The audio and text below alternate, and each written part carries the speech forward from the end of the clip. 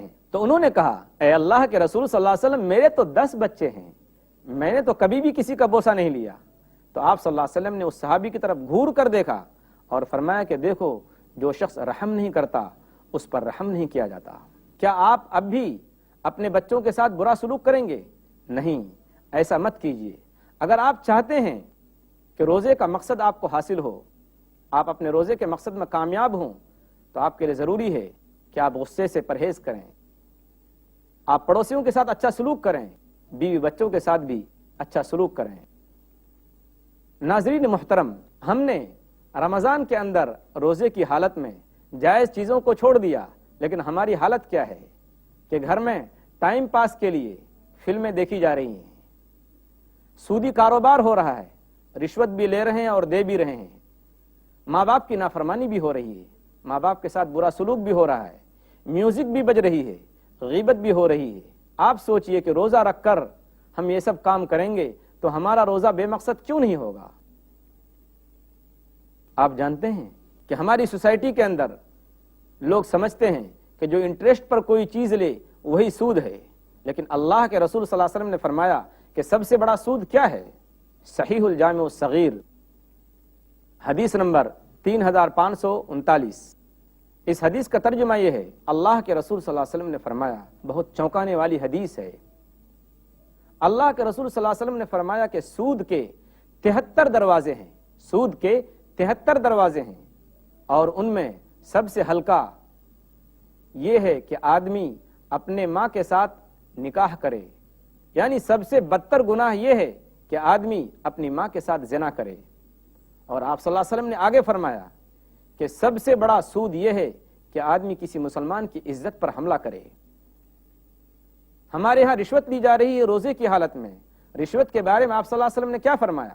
عن عبداللہ بن عمرو رضی اللہ عنہما قال قال رسول اللہ صلی اللہ علیہ وسلم لعنت اللہ علی الراشی والمرتشی، صحیح الجامع الصغیر، حدیث نمبر 5114۔ اللہ کی لعنت ہو اس شخص پر جو رشوت لے اور رشوت دے۔ اب آپ سوچئے کہ رشوت بھی لے رہے ہیں اور روزہ بھی رکھا ہوا ہے، ہم روزے کے مقصد میں کامیاب کیسے ہو سکتے ہیں؟ ناظرین محترم، ہمارے یہاں یہ ہے کہ روزہ بھی رکھا ہوا ہے اور ناجائز کسی کی زمین پر قبضہ بھی جما رہے ہیں۔ کیا فرمایا اللہ کے رسول صلی اللہ علیہ وسلم نے؟ واقع اس حدیث کو یاد کیجئے جس میں اللہ کے رسول صلی اللہ علیہ وسلم نے فرمایا، عن عبداللہ بن عمرو رضی اللہ عنہما قال قال رسول اللہ صلی اللہ علیہ وسلم من اخذ شیئا من الارض بغیر حقه خسف به یوم القیامت الى 7 اراضین، صحیح بخاری کتاب بدء الخلق، حدیث نمبر 3196۔ نبی اکرم صلی اللہ علیہ وسلم نے فرمایا کہ دیکھو جس شخص نے ناجائز طور پر کسی کی زمین پر قبضہ کیا، وہ شخص قیامت کے دن 7 زمین کی تہ تک نیچے دھسایا جائے گا۔ یہ رونگٹے کھڑے کرنے والی حدیث ہے کہ آدمی ناجائز کسی کی زمین پر قبضہ کرے، چاہے روزے کی حالت میں ہو، چاہے رمضان کی حالت میں ہو، یا رمضان کے مہینے میں ہو، یا رمضان سے باہر ہو۔ ہم نے روزہ رکھا ہوا ہے اور ہم غیبت بھی کر رہے ہیں۔ غیبت کیا ہے؟ صحابہ کرام سے حضور اکرم صلی اللہ علیہ وسلم نے پوچھا تم جانتے ہو غیبت کیا ہے؟ آپ صلی اللہ علیہ وسلم نے فرمایا کہ ذکر کا آخا کا بما یکرہ، کہ تمہارے بھائی کا ذکر اس طریقے سے کرنا کسی دوسرے سے کہ جب وہ سنے تو اس کو ناپسند ہو۔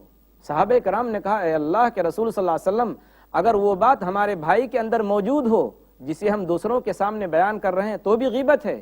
آپ صلی اللہ علیہ وسلم نے فرمایا کہ اگر تمہارے بھائی کے اندر وہ برائی یا وہ بات موجود ہے تبھی تو غیبت ہے، اگر وہ بات موجود نہیں ہے پھر بھی تم لوگوں کو بتا رہے ہو تو یہ اس سے بڑا گناہ ہے، وہ الزام اور بہتان ہے۔ کیا فرمایا اللہ تعالیٰ نے؟ وَلَا يَغْتَبْ بَعْضُكُمْ بَعْضًا أَيُحِبُّ أَحَدُكُمْ أَن يَأْكُلَ لَحْمَ أَخِيهِ مَيْتًا فَكَرِهْتُمُوهُ، سورہ حجرات، سورہ نمبر 49 آیت نمبر 12 ہے کہ دیکھو تم میں سے کوئی کسی کی غیبت نہ کرے۔ کیا تم اس بات کو پسند کرتے ہو، یا کیا تم میں سے کوئی شخص اس بات کو پسند کرتا ہے کہ وہ اپنے مردار بھائی کا گوشت کھائے؟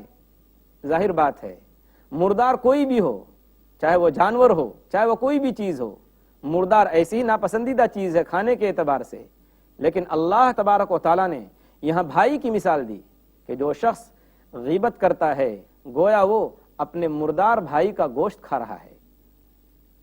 ناظرین کرام، ہماری کوئی محفل کوئی مجلس ایسی نہیں ہوتی الا ماشاء اللہ جو اس برائی سے خالی رہتی ہو۔ اس کی کتنی برائی ہے اس قرآن پاک کی اس آیت کے اندر کہ غیبت کرنے والا ایسا ہے گویا مردار بھائی کا گوشت کھا رہا ہے۔ ناظرین کرام، ہمارا روزہ بے مقصد کیوں نہیں ہوگا کہ روزے کے اندر ہم معمولی بات پر وقت کو برباد کرتے ہیں؟ یعنی وقت کو برباد کرنا معمولی بات ہے، یہ ایسا کیوں ہے کہ ہم آخرت سے غافل ہو گئے، حساب و کتاب کے بارے میں ہم بے خبر ہو گئے، جبکہ اللہ تعالیٰ نے فرمایا اقترب للناس حسابهم وهم فی غفلۃ معرضون، سورہ انبیاء سورہ نمبر 21 آیت نمبر 1، کہ لوگوں کے سامنے لوگوں کے پاس حساب کا وقت قریب آ گیا ہے لیکن پھر بھی وہ بے خبر ہیں، غفلت میں پڑے ہوئے ہیں۔ والعصر ان الانسان لفی خسر، قسم ہے زمانے کی سارے کے سارے لوگ خسارے اور نقصان میں ہیں۔ وقت برف کی مانند پگھل رہا ہے لیکن ہم ہیں کہ اس کی قدر نہیں کرتے، ہم اس کی قدر نہیں کرتے۔ گیا وقت پھر ہاتھ آتا نہیں، صدا دور دورہ دکھاتا نہیں۔ کیا فرمایا اللہ کے رسول صلی اللہ علیہ وسلم نے اس حدیث کے اندر؟ ابن عباس رضی اللہ تعالی عنہما اس حدیث کے راوی ہیں کہ ان ابن عباس رضی اللہ عنہما قال قال رسول اللہ صلی اللہ علیہ وسلم نعمتان مغبون فیہما کثیر من الناس الصحۃ والفراغ، صحیح بخاری حدیث نمبر 6412 ہے۔ اس حدیث کا ترجمہ یہ ہے، آپ صلی اللہ علیہ وسلم نے فرمایا کہ دو چیزیں ایسی ہیں جس کے بارے میں اکثر و بیشتر لوگ دھوکے میں پڑے ہوئے ہیں۔ پہلی چیز تو یہ ہے تندرستی کی نعمت، تندرستی کی نعمت، اور دوسری چیز خوشحالی کی نعمت۔ آدمی وقت کی قدر نہیں کرتا۔ غالب تو یہ کہتے ہیں کہ اگر آدمی فقر و فاقے کے اندر مبتلا ہو، بھوک سے پریشان ہو، لیکن اگر اس کی صحت ہے تو بہت بڑی بات ہے کہ تنگ دستی اگرچہ ہو غالب، تندرستی ہزار نعمت ہے۔ کہ اگر آدمی پریشانی میں ہو، تکلیف میں ہو تو کوئی حرج نہیں، لیکن صحت اور تندرستی باقی رہنی چاہیے۔ ہمارا حال یہ ہے کہ ہم وقت کو بلا وجہ ادھر ادھر کی باتوں میں برباد کرتے ہیں۔ ناظرین کرام، اب میں آپ سے آخر میں ایک اہم سوال پوچھنے والا ہوں۔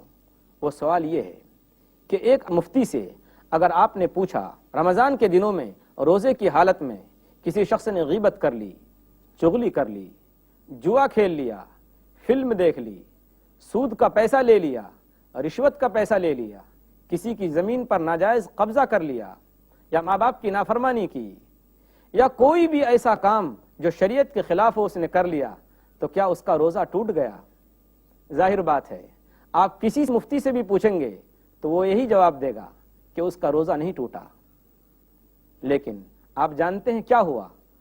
روزے کی روح حاصل نہیں ہو سکی، روزے کا جو ثواب ہے وہ اس کو مل نہیں سکا۔ روزے کا ثواب تو اس وقت ملے گا، روزے کی روح اس وقت حاصل ہوگی، روزے کا مقصد اس وقت حاصل ہوگا کہ آدمی اپنے آپ کو ان تمام چیزوں سے روزے کی حالت میں بچائے جن سے اللہ ناراض ہوتا ہے، جن سے اللہ غصہ ہوتا ہے۔ ان تمام چیزوں سے جب تک آدمی اپنے آپ کو نہیں بچائے گا تو روزے کے مقصد کو وہ پا نہیں سکتا۔ اس لیے ہم ناظرین سے کہنا چاہتے ہیں کہ دیکھیے، رمضان کے مہینے میں روزے کی حالت میں آپ اپنے آپ کو تمام گناہوں سے بچائیے اگر آپ چاہتے ہیں کہ آپ کو روزے کا مقصد حاصل ہو۔ اس کے لیے ضروری ہے کہ ہم اپنے رشتہ داروں کے ساتھ اچھا سلوک کریں، ماں باپ کے ساتھ اچھا سلوک کریں، اور اس کے ساتھ ساتھ ہم پڑوسیوں کے ساتھ اچھا سلوک کریں، بیوی بچوں کے ساتھ اچھی طرح سے پیش آئیں، رشتہ داروں کے ساتھ اچھی طرح سے پیش آئیں۔ اس کے ساتھ ساتھ ہم نوکروں کے ساتھ، ملازموں کے ساتھ بھی اچھا سلوک کریں، قرآن پاک کی تلاوت زیادہ سے زیادہ کریں۔ ناظرین کرام، یہ کتنی بڑی بد نصیبی ہے ہمارے لیے کہ ہم پورے ایک مہینے اپنی تربیت کرتے ہیں، ٹریننگ دی جاتی ہے ہم کو کہ ہم اپنے آپ کو گناہوں سے بچائیں اور اللہ کا تقوی حاصل کریں، پرہیزگاری حاصل کریں، لیکن افسوس اس بات کا ہے کہ ہم رمضان کے ان دنوں کو، ان قیمتی دنوں کو، ان مبارک دنوں کو کھیل کود میں اور لہو و لعب میں اور بیہودہ باتوں میں گزارتے ہیں اور اپنے آپ کو گناہوں سے نہیں بچاتے۔ اللہ کے رسول صلی اللہ علیہ وسلم نے کیا فرمایا؟ ابو ہریرہ رضی اللہ تعالیٰ عنہ اس حدیث کے راوی ہیں کہ اللہ کے رسول صلی اللہ علیہ وسلم نے فرمایا کہ الصیام جنۃ فلا یرفث ولا یجہل وان شاتمہ او قاتلہ فلیقل انی صائم۔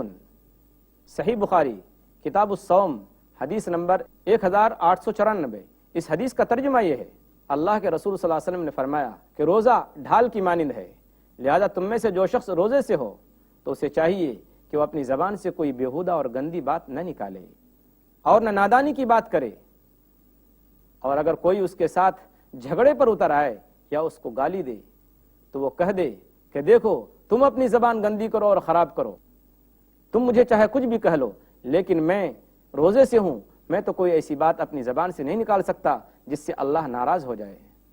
ناظرین کرام، ہم آخر میں اللہ تعالیٰ سے دعا کرتے ہیں کہ اللہ تبارک و تعالیٰ ہم کو روزے کے مقصد سے مالا مال فرمائے اور ان تمام چیزوں سے اللہ تبارک و تعالیٰ ہماری حفاظت فرمائے جس سے ہم کو روزے کا مقصد حاصل نہ ہو سکے۔